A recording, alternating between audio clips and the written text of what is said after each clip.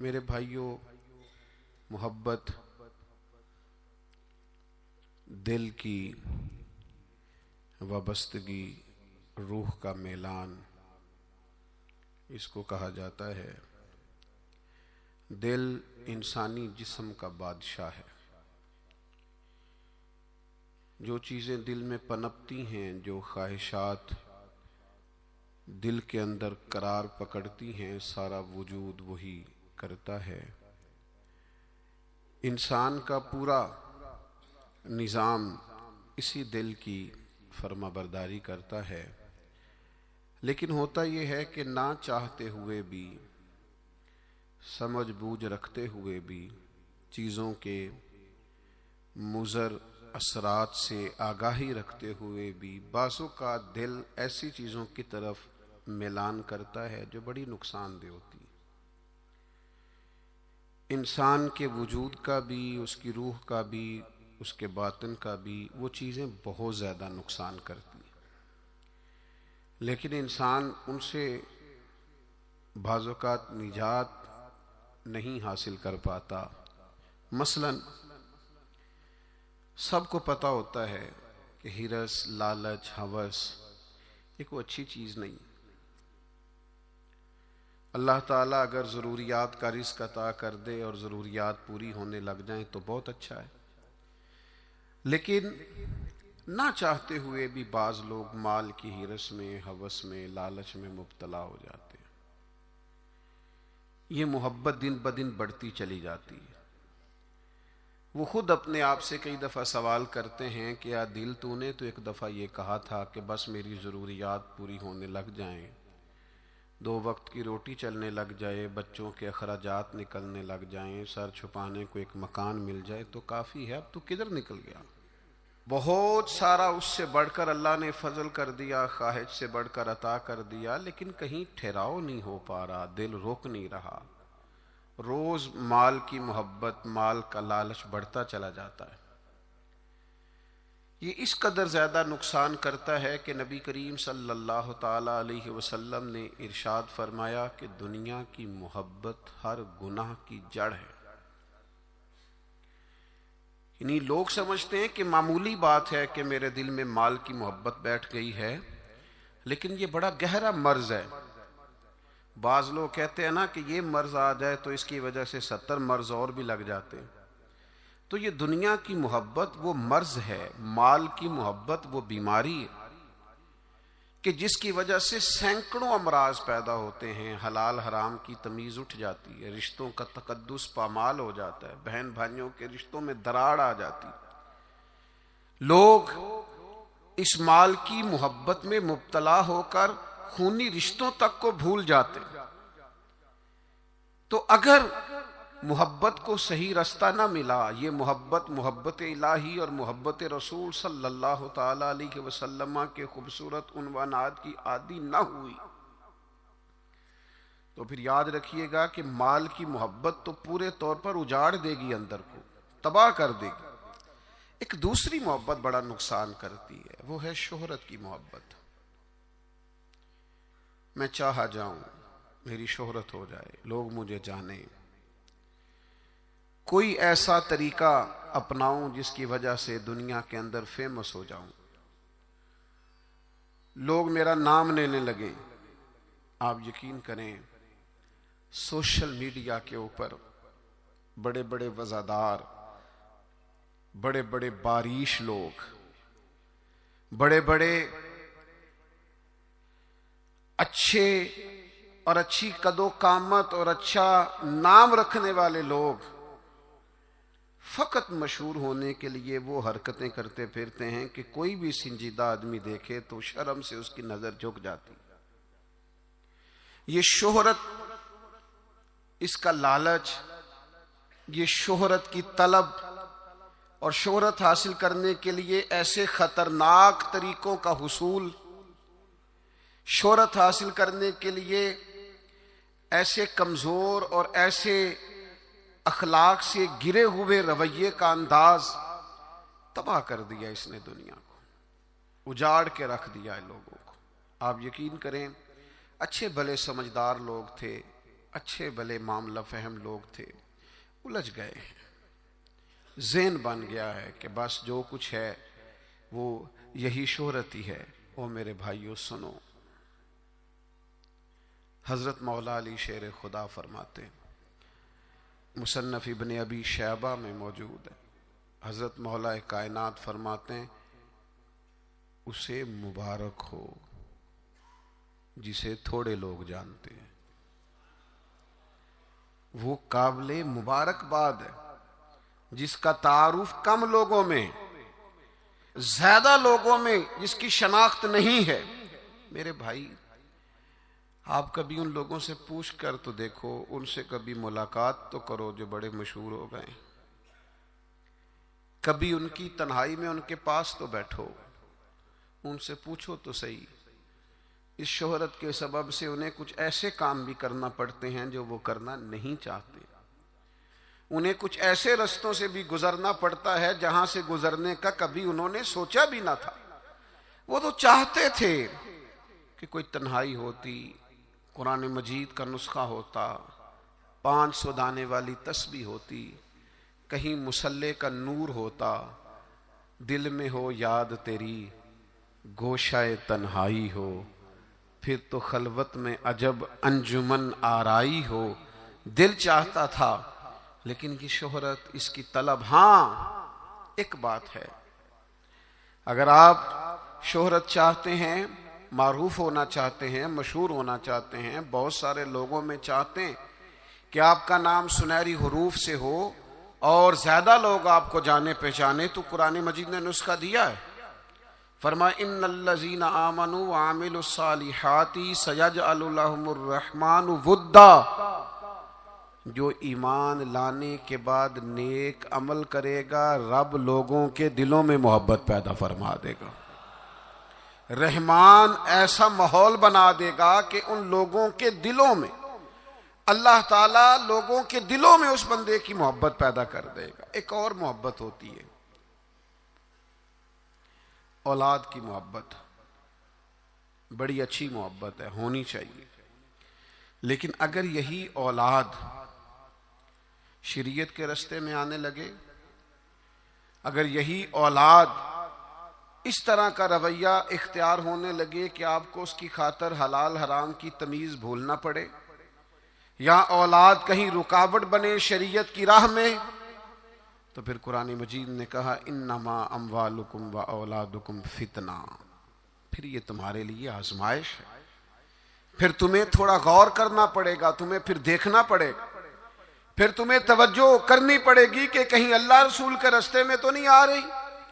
حضرت ابوبکر صدیق رضی اللہ تعالیٰ عنہ کے بیٹے نے ایک دفعہ کہا تھا کہ ابا جی، مسلمان ہونے سے پہلے جب بدر کے دن میں کفار کی طرف سے لڑتے ہوئے آ رہا تھا تو آپ میری تلوار کی زد میں آ گئے تھے، میں آپ کو قتل کر سکتا تھا پر میں نے باپ سمجھ کر کے چھوڑ دیا۔ تو سیدنا ابو بکر صدیق فرمانے لگے بیٹا تو ابھی کلمہ نہیں پڑھتا تھا، تو نے مجھے باپ سمجھ کے چھوڑ دیا، اگر تو بدر والے دن میری تلوار کے نیچے آتا تو میں تجھے کبھی بیٹا سمجھ کے معاف نہ کرتا، دین کا مخالف سمجھ کے قتل کر دیتا۔ اس لیے کہ جو اولاد شریعت کے راستے میں آئے گی، دین کے راستے میں آئے گی، پیغام حق کے راستے میں آئے گی، اسے اولاد سمجھ کر درگزر تھوڑا کیا جائے گا۔ میرے عزیزو، وطن کی محبت بھی کبھی غالب آتی ہے، علاقے کی محبت بھی کبھی غالب آتی ہے۔ انسان جہاں پیدا ہوتا ہے، جہاں جوان ہوتا ہے، جہاں وقت گزارتا ہے، جہاں اس کے احباب ہوتے ہیں، جہاں اس کی دوستیاں ہوتی ہیں، جہاں اس کے تعلقات ہوتے ہیں، وہ محبت بھی کبھی غالب آتی ہے۔ لیکن یاد رکھنا، سارا کچھ ہی مکہ مکرمہ میں موجود تھا، وہیں پیدا ہوئے تھے صحابہ، وہیں دوستیاں تھیں، تعلق تھے، رشتہ داریاں تھیں، لیکن جب پتہ چلا نا کہ محبوب کو مدینہ پسند ہے تو پھر کسی نے بھی وطن سے پیار نہیں کیا، محمد عربی کے شہر سے محبت فرمائی ہے۔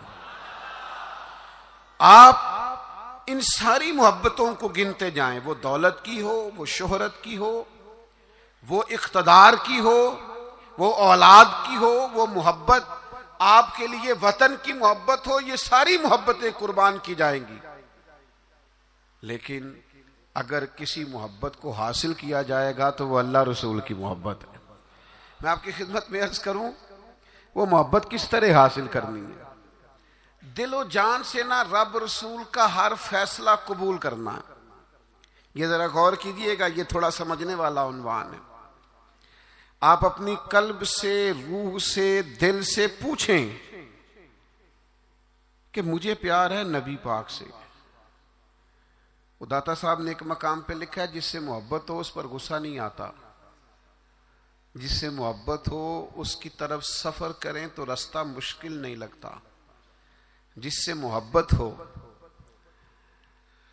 وہ کوئی حکم دے تو وہ حکم پورا کرنے میں انسان کوئی رکاوٹ محسوس نہیں کرتا۔ یہ جو محبت ہوتی ہے نا، محبت یہ راستے آسان کر دیتی ہے، حکم ماننا آسان کر دیتی ہے۔ محبوب کچھ بھی کہہ دے، کسی وقت بھی کہہ دے، کسی رنگ میں بھی کہہ دے، کسی حال میں بھی کہہ دے۔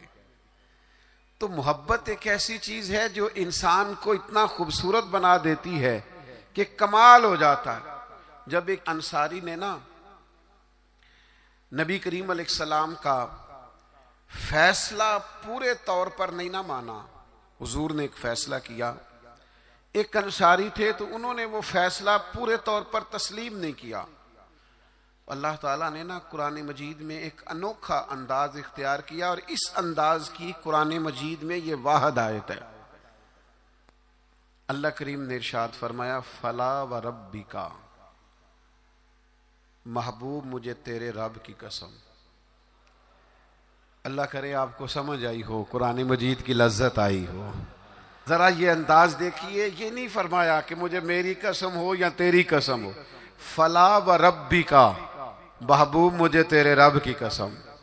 رب آکھے اے سونے محبوبہ تیرے 100 ناز اٹھے نہ ہاں، لوکی میریاں قسماں چاندے نے، میں تیریاں قسماں چانا ہاں۔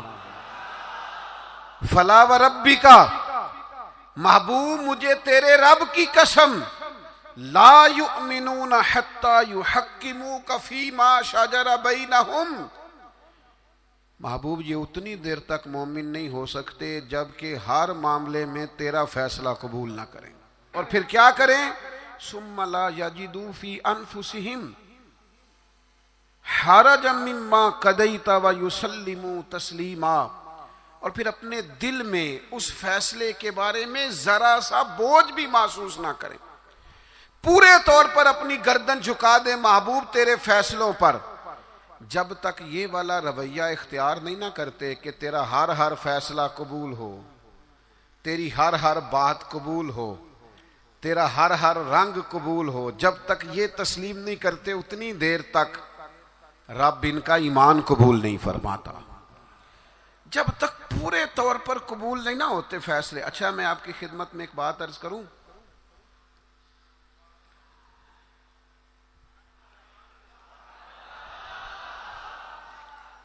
مسلمان دل و جان سے چاہتے ہیں کہ ہم نبی پاک کی غلامی کریں،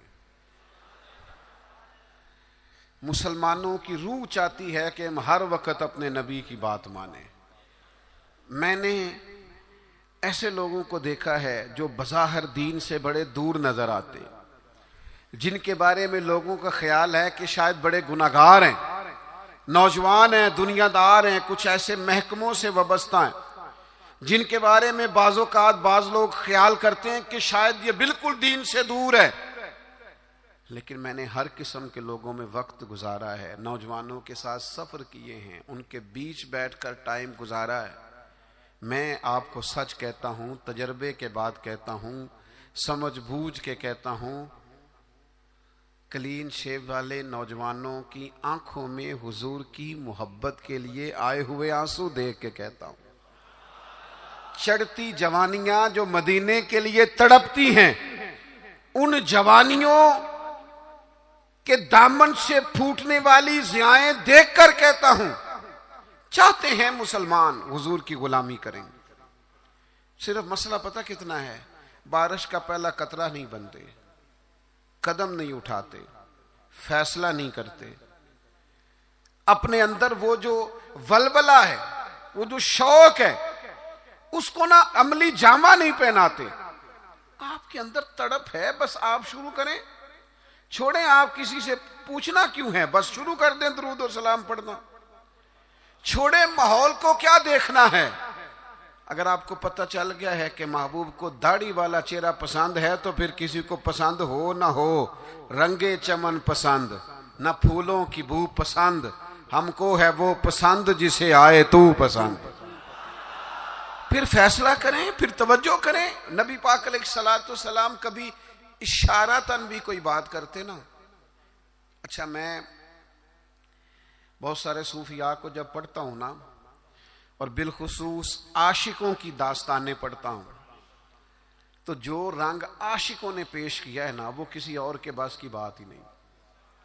یہ جو عشاق ہوتے ہیں نا، عشاق، ان کے نا ذرا انداز ہی تھوڑے نرالے ہوتے ہیں.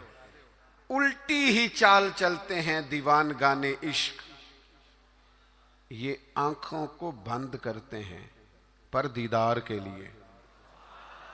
الٹی ہی چال چلتے ہیں دیوان گانے عشق، آنکھوں کو بند کرتے ہیں پر کس کے لیے؟ دیدار کے لیے. باقی ایک پنجابی شاعر نے بھی کہا ہے، میرا کوئی ضروری نہیں آپ سارے شعراء سے اتفاق ہی کریں، لیکن اس نے کہا ہے عقل اتنی بری چیز نہیں، پر اس نے کہا ہے عشق دے چلے ہی نمبر لے گئے. میں نے نہیں کہا، کسی کی بات سنا رہا ہوں. وہ کہتا ہے عشق دے چلے ہی نمبر لے گئے، عقل منداں تے ایویں ہی، عقل منداں تے ایویں ہی عمراں گالیاں. عشق دے چلے ہی وہ نمبر لے گئے. اور اقبال بھی کہتے ہیں بے خطر کود پڑا آتش نمرود میں عشق. اتنی بڑی آگ، اوپر سے پرندہ بھی گرے تو جل جائے، لیکن جناب ابراہیم نے 1 منٹ نہیں لگایا سوچنے پر، بے خطر کود پڑا آتش نمرود میں عشق. عقل تھی محو تماشائے لبے بام ابھی، اور پختہ ہوتی ہے اگر مصلحت اندیش و عقل. عشق ہو مصلحت اندیش تو ہے خام ابھی. سوچ سمجھ کے چلے نا، عقل تو پختہ ہوتی ہے، پکی ہوتی ہے، تو عشق سوچ سمجھ کے چلے تو ابھی کچا ہے. عشق سوچ سمجھ کے فیصلہ کرے تو ابھی پلپلا ہے، ابھی رستے میں ہے. عقل آخدی چگے نو سام کے رکھ، اپنا آپ سمیٹنا چاہیے. تے عشق آخدہ چگے دا کی کرنا ہے، چگا بال کے سیکنا چاہیے. یہ جو لوگ ہوتے ہیں نا محبت والے، ان کے نرالے انداز ہوتے ہیں. حضرت جناب سیدنا عبداللہ ابن رواحہ رضی اللہ تعالیٰ عنہ جمعہ پڑھنے آئے مسجد نبوی میں. حضور نے کسی صحابی سے فرمایا بیٹھ جاؤ. یہ دوران گفتگو کبھی کبھی نظم و ضبط ٹھیک کرنے کے لیے کسی کو متوجہ کرنا پڑتا ہے. کبھی کبھی میں بھی پیار سے کہہ دیتا ہوں موبائل والے بھائی، یہ کہنا پڑ جاتا ہے. پھر کسی دفعہ اثر بھی ہوتا ہے کہ یار کوئی مطلب ناراض ہی نہ ہو جائے، یہ کہنا پڑ جاتا ہے.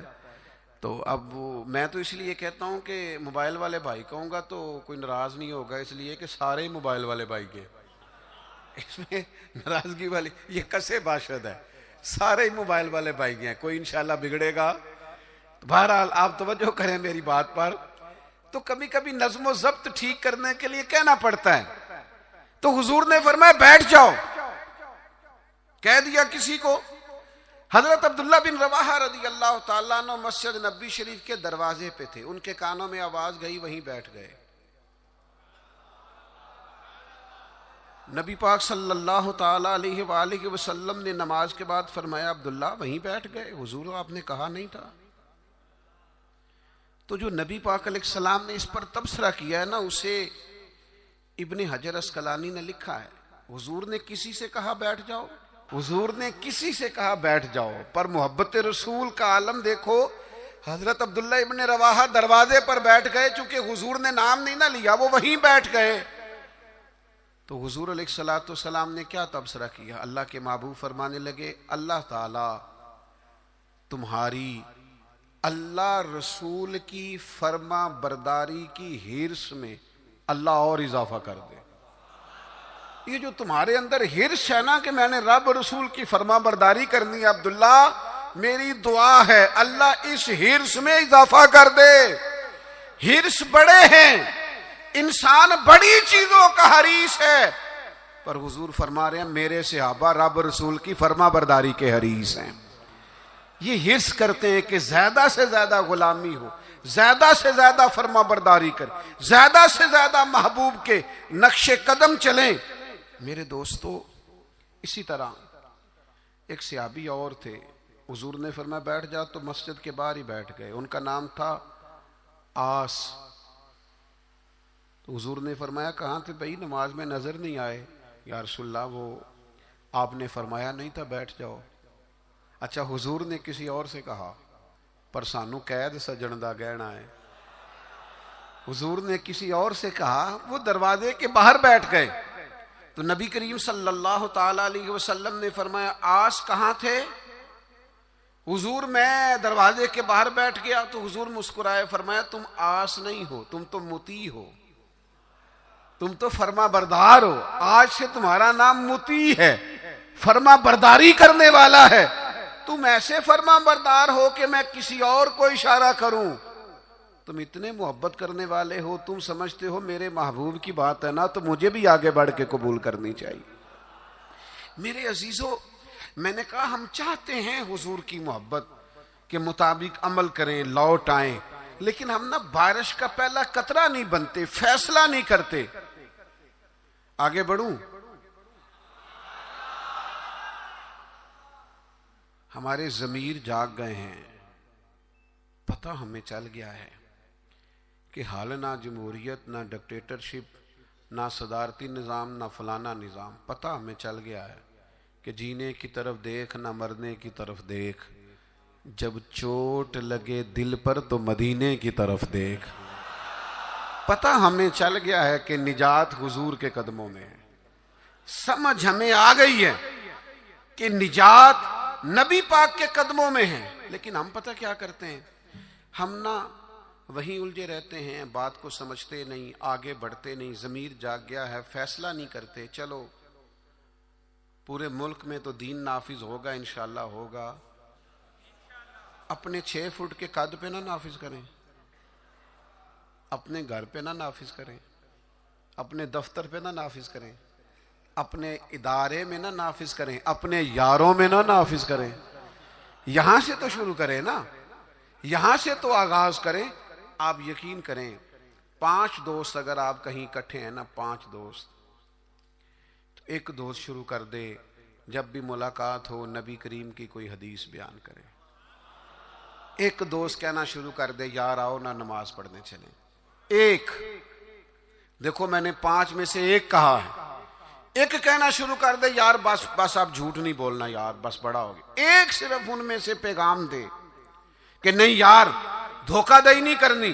ایک ان میں سے کہے کہ یار تھوڑا سا نا وقت اب ماں باپ کے لیے بھی نکالنا ہے، اب گھر والوں کے لیے بھی تھوڑا وقت دینا. ایک میں ذمہ داری سے کہتا ہوں، وہ باقی 4 سامنے شاید مذاق اڑائیں، سامنے شاید کہیں بیٹھ جا تو اتنا نیک پتہ ہے ہمیں تیرا، لیکن میں سچ کہتا ہوں وہ سامنے آپ پر تنقید کریں گے لیکن دل ان کا گواہی دے گا یار کہہ تو ٹھیک ہی رہا ہے.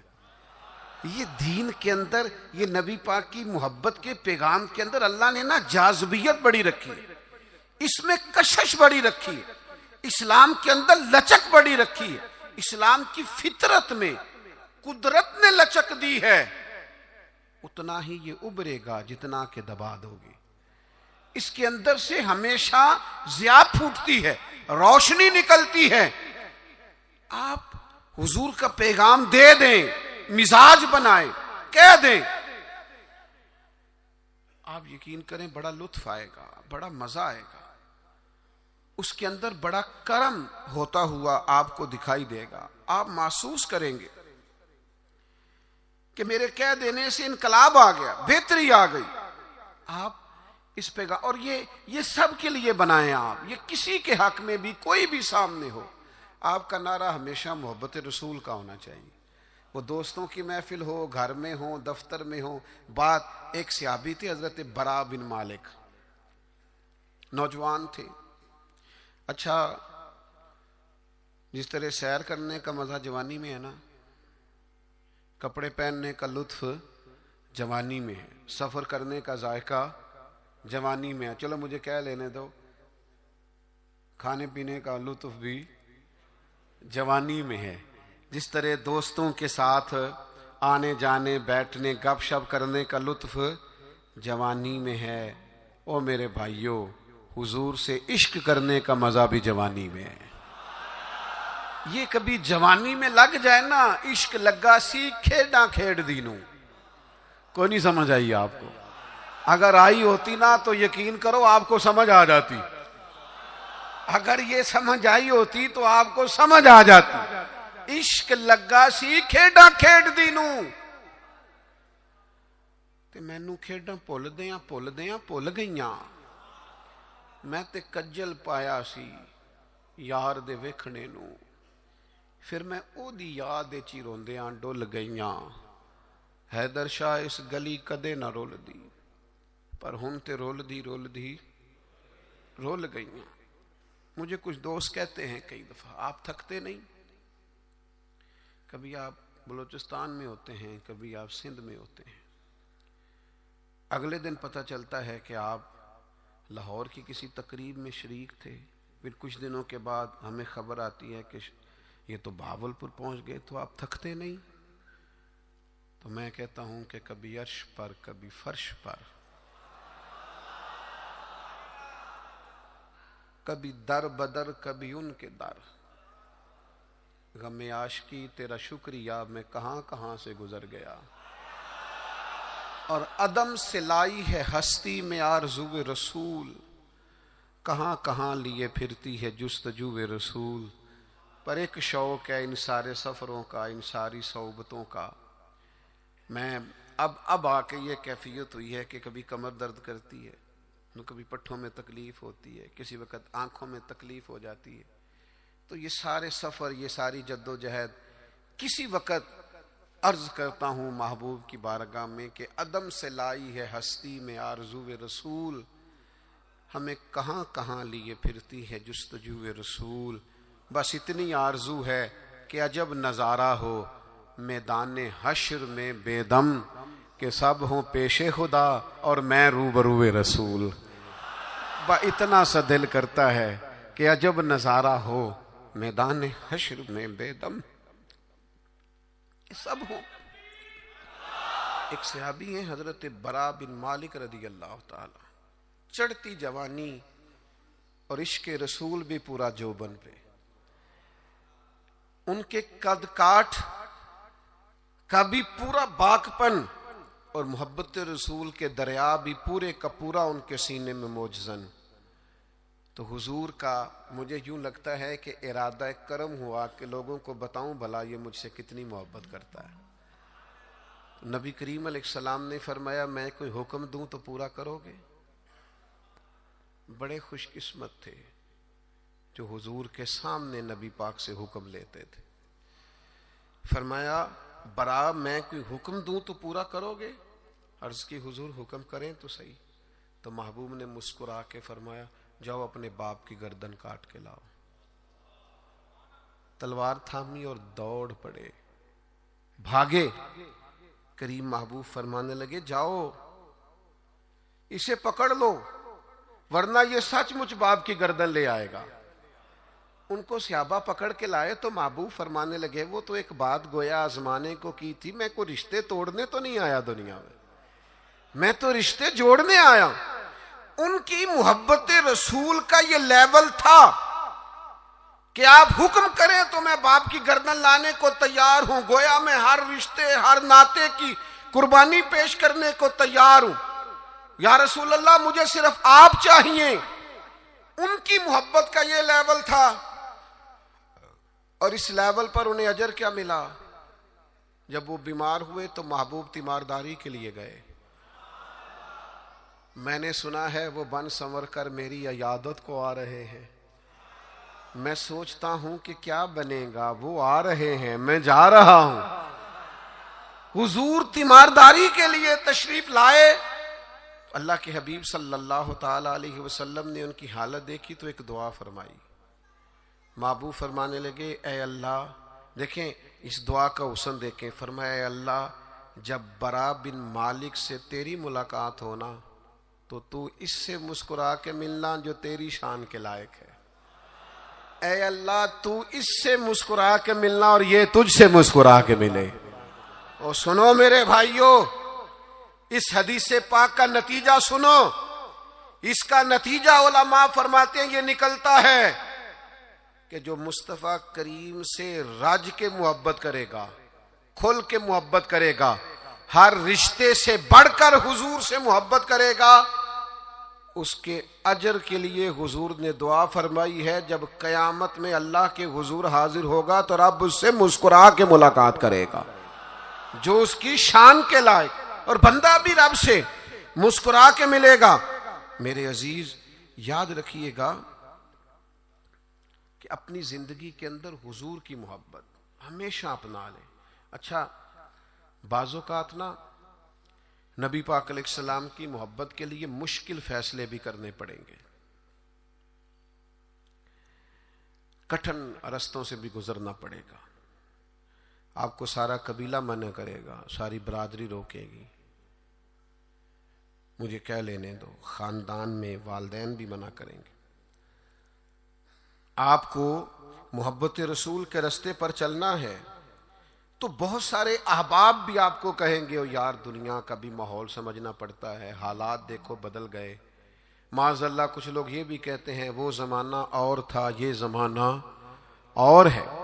لوگ آپ کو بڑی آراء پیش کریں گے، بڑا بڑا رنگ پیش کریں گے، لیکن اگر آپ اس کو سمجھ جائیں، اس پر غور کر جائیں کہ ہمیشہ برکت رسول اللہ کی بات ماننے میں صلی اللہ تعالی علیہ وسلم، اور میرے نبی پاک صلی اللہ تعالی علیہ وسلم کی غلامی اور محبت میں کبھی نقصان نہیں ہوتا۔ ایک حضور کے صحابی تھے حضرت جلابیب رضی اللہ تعالیٰ عنہ، صحیح مسلم شریف میں ان کا تذکرہ موجود ہے۔ حضرت جلابیب رضی اللہ تعالیٰ عنہ کا رنگ زیادہ گورا نہیں تھا، خوبصورت آدمی نہیں تھے، قد بھی بہت اونچا نہیں تھا، یعنی یوں سمجھ لیے کہ قد بھی تھوڑا سا اس طرح کا تھا، رنگ و روپ بھی اس طرح کا تھا، حالات کچھ اور ہی تھے۔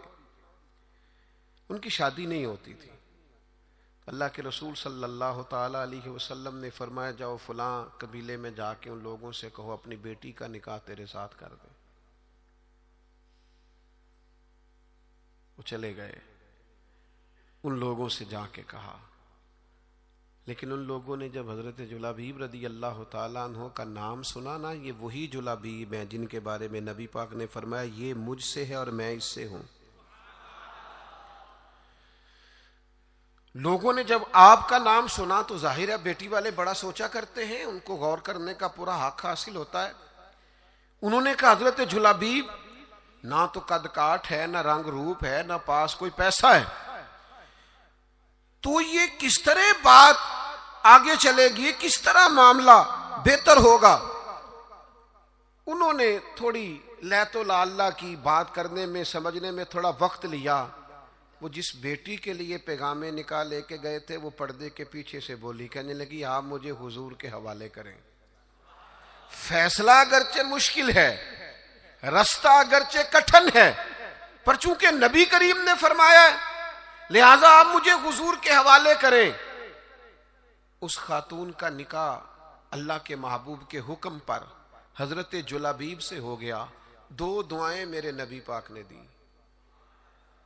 جب شادی ہو رہی ہے تو خاوند نہ زیادہ خوبصورت ہے، نہ مالدار ہے، نہ خوبصورت قد کاٹ ہے، 2 دعائیں اللہ کے محبوب صلی اللہ تعالی علیہ وسلم نے دی۔ کہا اے اللہ اس کے لیے ہر قسم کی خیر مقدر فرما اور اسے زندگی کی ہر تکلیف سے محفوظ فرما۔ کل تک وہ غریب تھی، فیصلہ کیا محبت رسول میں۔ فیصلہ مشکل ہوتا ہے لیکن کرنے کے بعد پتہ چلتا ہے جب تک بکے نہ تھے کوئی پوچھتا نہ تھا، تو نے خرید کر ہمیں انمول کر دیا۔ میں نے بڑا پہلے ایک شخص سے کہا تھا ایک امیدوار تھے اسمبلی کے، تو مجھ سے ملے تو مجھے کہنے لگے آپ تو توجہ ہی نہیں کر رہے، لوگ ہمیں بھی بڑے ووٹ دیتے ہیں۔ میں نے کہا آپ کو ووٹ دیتے ہیں، ہمیں تو جان دیتے ہیں۔ آپ کا ہمارا بڑا فرق ہے، تو آپ جو بات کر رہے ہیں وہ ٹھیک ہوگی، لیکن جب تک بکے نہ تھے کوئی پوچھتا نہ تھا، تو نے خرید کر ہمیں انمول کر دیا۔ نبی پاک نے دعا دی، اے اللہ خیر مقدر کرنا، ہر تکلیف سے محفوظ رکھنا۔ صحابہ فرماتے ہیں پھر اسی خاتون کو ہم نے دیکھا، نہ مدینے میں انصار میں اس سے زیادہ کوئی مالدار خاتون تھی اور نہ اس سے زیادہ خرچ کرنے والی کوئی خاتون تھی۔ آپ کو محبت رسول میں وقتی فیصلہ کرنا مشکل لگے گا، لیکن یاد رکھنا میرے بھائی، پھر محبت رسول بعد میں جو انسان کے لیے وسعتیں پیدا کرتی ہے نا، اپنے لب و لہجے میں کہوں، پھر حضور سے پیار کرنے والوں کی جو موجیں لگتی ہیں نا، پھر جو کرم ہوتا ہے نا، خدا جانے بلندی ہے کہ پستی پر جہاں میں ہوں وہاں کوئی نہیں ہے، پھر وہ جو نتیجہ نکلتا ہے وہ بڑا شاندار ہے۔ اگرچہ وقتی طور پر کچھ چیزیں مشکل محسوس ہوتی ہیں، لیکن پھر کرم ہو جاتا ہے۔ ایک صحابیہ تھی حضرت فاطمہ بنت قیس، ان کے لیے بھی مشکل تھا نکاح کا فیصلہ کرنا، لیکن ان کو پتہ چلا نا کہ نبی پاک کی خواہش ہے کہ میں اسامہ بن زید سے نکاح کر لوں، تو انہوں نے فوراً جناب اسامہ بن زید سے نکاح کر لیا۔ حضور کی خواہش کو پیش نظر رکھا۔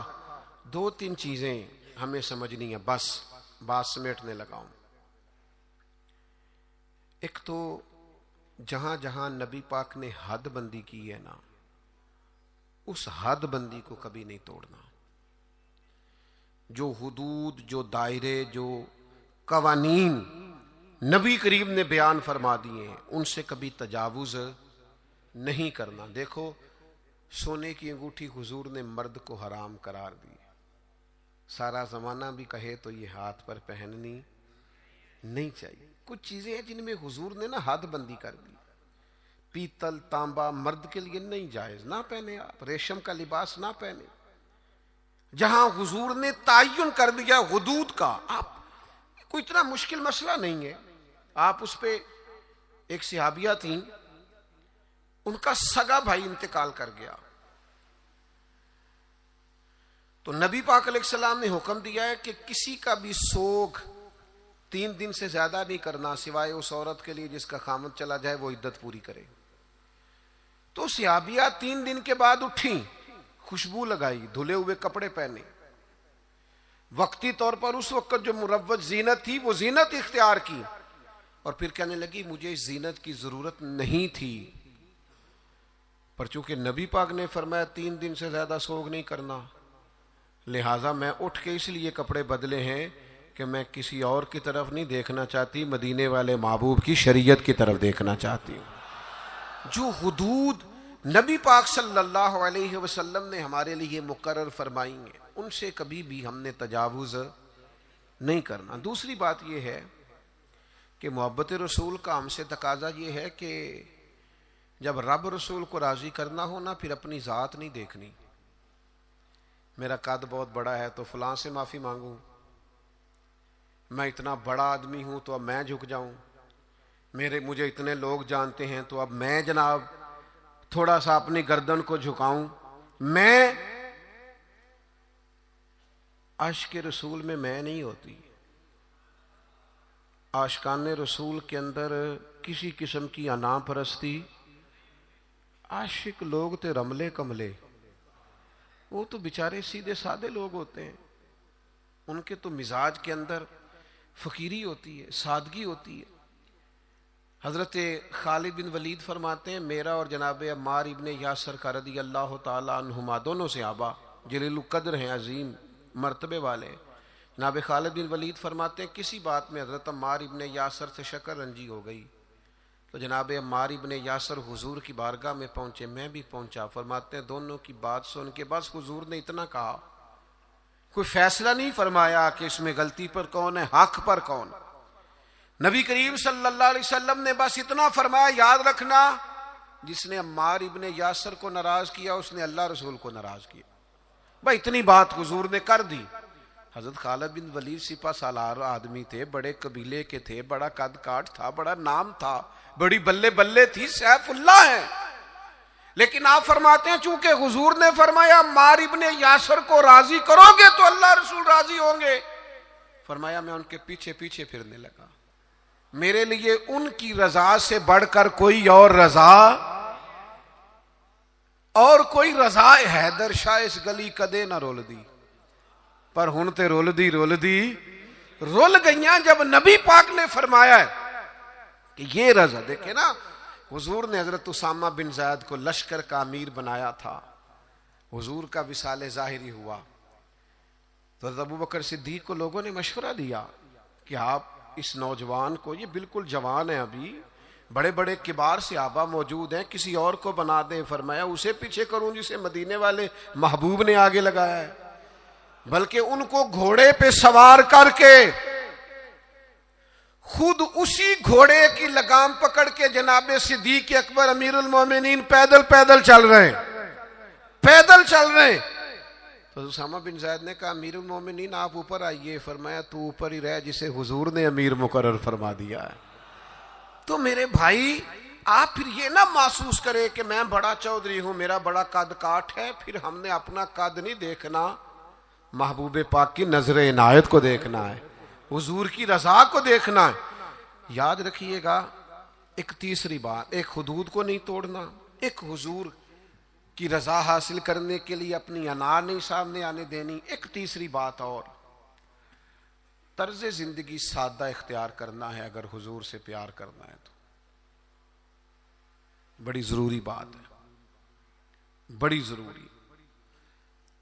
آپ سادہ غذا کھائیں، سادہ نشست، سادہ لباس، سادہ انداز گفتگو، لوگوں سے بلا تکلف ملاقات، آپ کے لب و لہجے میں کسی قسم کی تصنع نہ ہو، بناوٹ نہ ہو، تکلف نہ ہو. آپ اگر حضور کے غلام ہیں، نبی پاک سے محبت کرتے ہیں، تو پھر آپ کوئی کسی قسم کا اپنے لیے پروٹوکول نہ چاہیں. صحابی آئے تھے نا، عرض کی یا رسول اللہ میں آپ سے بڑا پیار کرتا ہوں. کیسا خوش بخت ہے، حضور کے سامنے اظہار محبت کر رہا ہے، میں بڑا پیار کرتا ہوں. تو حضور نے فرمایا سوچ کر کہو کیا کہہ رہے ہو. حضور بڑا پیار کرتا ہوں. فرمایا سوچ لے. حضور بڑا پیار کرتا ہوں.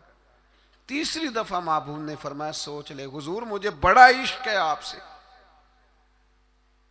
اللہ کے رسول نے فرمایا پھر تیاری کر لے، فقر تیری طرف دوڑ کے آئے گا، پھر تیری طرف غریبی آئے گی. جو مجھ سے پیار کرتا ہے اس کی طرف فقر آتا ہے. تو یہ یاد رکھیں کہ اسے صرف اور صرف پھولوں کی سیج نہ سمجھنا، اور فقر کی کئی قسمیں ہوتی ہیں، صرف پیسوں کی کمی فقر نہیں ہوتی. آپ کا طرز زندگی سادہ ہونا چاہیے، انداز فقیرانہ ہونا چاہیے، اٹھنا بیٹھنا سادہ ہونا چاہیے، کیونکہ یہ سادگی میرے نبی کی پسند ہے. ایک روایت مجھے یاد آ رہی ہے، میرا دل کرتا ہے آپ کو سنا دوں. کبھی کبھی نا کچھ فرمائشیں بھی ہوتی ہیں، آپ کا نہیں مجھے پتا، میں اپنی اماں سے فرمائش کیا کرتا تھا کبھی کبھار کوئی چیز اپنی مرضی کی کھانے کے لیے. اماں جی کبھی ساگ بنا دیو نا، تو کبھی ان سے کہتے تھے اسپیشل والا گڑ کھانا ہے. یہ دیہاتی ماحول بڑا شاندار ہوتا ہے. آپ کو پتا ہے نبی پاک کو مکے سے حضرت حلیمہ کے گاؤں میں کیوں بھیجا گیا تھا؟ اس لیے کہ مکے کے لوگ چھوٹے بچوں کو وہاں بھیجتے تھے، کہتے تھے فضا بھی خالص ہے، زبان بھی خالص. دیہاتوں کی زبانیں خالص ہوتی ہیں. کبھی کبھی نا فرمائشیں ہوتی ہیں ماؤں سے. حضرت سلمہ مومنوں کی ماں جناب ام سلمہ، ایک دن نا ان کے 3 بیٹے روحانی بیٹے ان کی خدمت میں آئے. کون کون؟ آپ نام سن کے بھی بڑے خوش ہوں گے. حضرت جعفر طیار ہے نا، حضرت علی کے بھائی، ان کے بیٹے عبداللہ بن جعفر آئے. اور پھر ان کی خدمت میں حضرت عبداللہ ابن عباس جو نبی پاک کے چچا جناب عباس ہیں، ان کے بیٹے عبداللہ آئے. اور ان دونوں کے ساتھ مولا علی کے لخت جگر امام حسن بھی آئے. یہ 3 شہزادے عبداللہ بن جعفر، عبداللہ ابن عباس اور امام حسن بن علی، یہ تینوں آئے اور آ کے حضرت ام سلمہ سے کہنے لگے ہمارا آج وہ کھانا کھانے کو دل کرتا ہے جو نبی پاک کو بڑا پسند ہے. اماں جی ہماری ماؤں سے بندہ فرمائش کر لیتا ہے نا، تو ہماری فرمائش ہے وہ والا کھانا بنائیں جو حضور کو پسند ہے۔ تو حضرت ام سلمہ نے ٹھنڈی آہ بھری، فرمایا بیٹا وہ بڑا ہی سادہ ہے، کھا لو گے؟ اماں جی کھا لیں گے۔ تو جناب ام سلمہ نے نا تھوڑے سے جوں نکالے، پھر ان کو پیسا، پھر تھوڑا سا زیتون ڈال کے پکانا شروع کیا، پھر تھوڑا سا اس میں مسالہ ڈالا۔ فرماتے ہیں وہ سادے سے جوں زیتون میں سادے سے پکے، فرماتے ہیں وہ ہمارے سامنے رکھ کے حضرت ام سلمہ جب اٹھی تو آنکھوں میں آنسو آ گئے، فرمانے لگی اس طرح کے سادے کھانے مدینے والے محبوب کھایا کرتے تھے، اس طرح کے سادے کھانے محبوب تناول فرماتے تھے۔ یہ سادگی، یہ شائستگی، اس سادگی میں جو حسن، معرفت، کمال، یعنی اس طرح کی سادگی حضور اپناتے تھے کہ جب اس سادہ چہرہ نور کو حضرت جابر بن سمرہ جیسے لوگ دیکھتے تھے تو دیکھ کے کہتے تھے آج میں نے تجزیہ کرنا ہے کہ چاند زیادہ سونا ہے کہ آمنہ کا چاند زیادہ سونا ہے۔ لیکن فرماتے ہیں پھر میں اس نتیجے پہ پہنچا کہ چاند سے تشبیہ دینا یہ بھی کوئی انصاف ہے؟ چاند تو ہے داغدار اور مدنی کا چہرہ صاف ہے۔ آپ کی خدمت میں یہ عرض کرنا چاہتا ہوں کہ سادہ طرز زندگی اپنائیں۔ ہم سادے رہیں گے نا تو بہت سارے چولہے زیادہ جل جائیں گے، ہم سادے رہیں گے تو بہت سارے دوست کترائیں گے نہیں، ہمارے مہنگے کپڑے دیکھ کے کوئی پوچھے گا نہیں کنے دا لے آجے۔ تو تھوڑا سادہ زندگی اپنائیں، اور ایک جو حضور نے حدود قائم کر دی ہیں ان حدود کا ضرور خیال کریں۔ ایک فیصلہ کریں حضور کی محبت میں، آپ فیصلہ کریں گے تو رستے آسان ہو جائیں گے۔ ایک ضروری بات، نبی پاک علیہ السلام نا بہن بھائیوں کے مابین محبت کے بڑے قائل ہیں، یعنی جو مومنوں کا رشتہ ہے نا آپس میں، اسے بھی حضور نے فرمایا مومن بھائی بھائی ہے۔ حضور قائل ہیں بہن بھائیوں کے ساتھ جو تعلق ہے آپ بڑا زبردست کر کے اور ذمہ داری سے میاں بیوی کے رشتے کو نبھائیں۔ ماں باپ کا رشتہ بہت نازک ہے، اسے نبھائیں، لیکن بہن بھائیوں کو بھی اللہ نے ایک لڑی میں پرویا ہوتا ہے۔ ایک بھائی بیٹھا رہتا تھا حضور کی خدمت میں، دوسرے بھائیوں نے آ کے شکایت کی، یا رسول اللہ ہمیں ساری محنت کرنی پڑتی ہے۔ اللہ کے حبیب فرمانے لگے تمہیں جو رزق ملتا ہے وہ بھی اس کی برکت سے ملتا ہے۔ تو بہن بھائیوں کے معاملے میں تھوڑا اپنے آپ کو، جب حضرت شیمہ جناب حلیمہ سعدیہ کی بیٹی آئی ہیں تو نبی کریم نے فرمایا میری بہن آئی ہے، حالانکہ وہ رضائی بہن تھی، اور اس بہن نے جب سفارش کی کہ یا رسول اللہ صلی اللہ علیہ وسلم میرے سارے قبیلے کو چھوڑ دیں، اگرچہ اس قبیلے کو بڑی مشکل سے فتح کیا گیا تھا، حضور نے کسی سے مشورہ ہی نہیں کیا، فرمایا بہن نے کہا ہے لہذا سارے ہی آزاد ہیں۔ تو اس رشتے میں مجھے خاص سوال کیا گیا تھا، اس لیے میں نے عرض کر دیا۔ اللہ ہماری حاضری کو قبول فرمائے۔